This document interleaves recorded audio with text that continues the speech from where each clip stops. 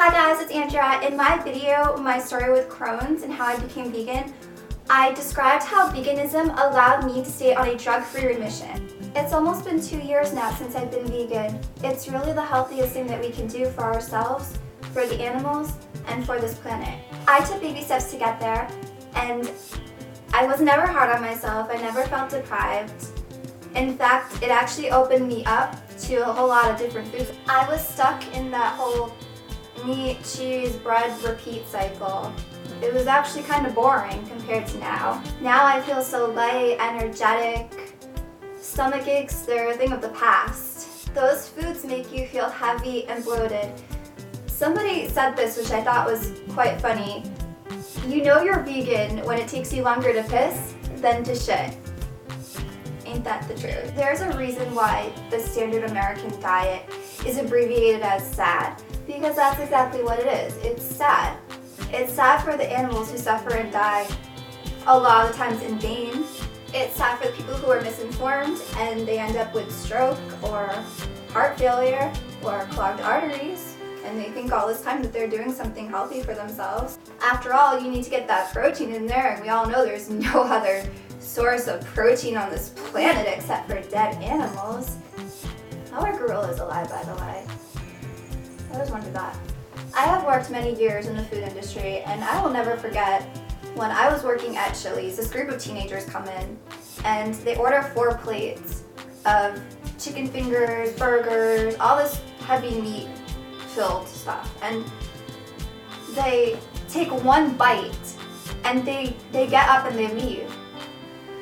How wasteful is that? I was disgusted by that, and I wasn't even vegetarian at the time. I thought about how many people go to bed starving every night.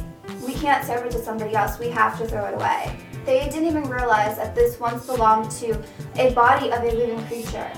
Someone who once felt pain and fear. Do you want to know what the real meaning of self-righteous is? Self-righteousness is thinking that you have the selfish right to pay somebody else to torture and murder an innocent being just for your own pleasure. That is what self-righteous is. You really think that there's a way to kill an animal without them having to feel pain? Because there isn't, and they don't do it. And if there was a way, it would be too expensive. So how do you go vegan? A lot of people go vegan overnight, and for a lot of them it's successful. But for others, they say, oh, it was terrible, I need my protein. I actually tried going vegan years ago, and I didn't know what I was doing. I ended up feeling miserably. I just replaced everything that I was eating with soy. So I started feeling very sick all the time. It was just not good. So why was I able to do it successfully this time? You need to educate yourself. Look into what other vegans are eating. Make sure you're eating enough carbs, pastas, and fruits. Don't worry so much about the protein myth. The original source of protein is amino acids, which is found abundantly in fruits and vegetables. Nuts, seeds, beans are also a very good source of protein. You also need to make sure that you're eating enough.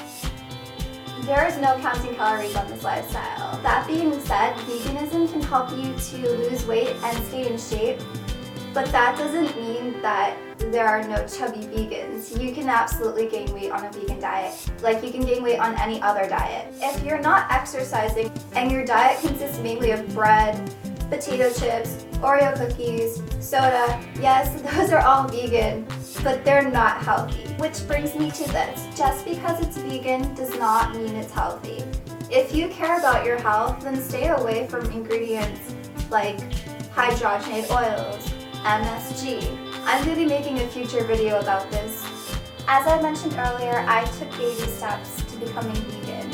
First, I was pescatarian, then vegetarian, and now vegan. I first started this by eliminating all meat except for chicken. Then I gave up chicken and only ate fish. I did this because I wanted to track how I was feeling. As I was gradually making these changes, I learned how to replace the food that I was eating for healthier options. I slowly watched my health improve. My complexion, my eyes. I think the biggest change I noticed was how wide awake my eyes looked compared to before. It was like every day I was watching myself get younger in the mirror. I also did this and I recommend this. Get a journal and write down everything that you ate and how it made you feel. This is an example of how I write in my journal. I write helpful tips on nutrition facts. As you can see here, I create 3 columns. I label as good, oops, and notes.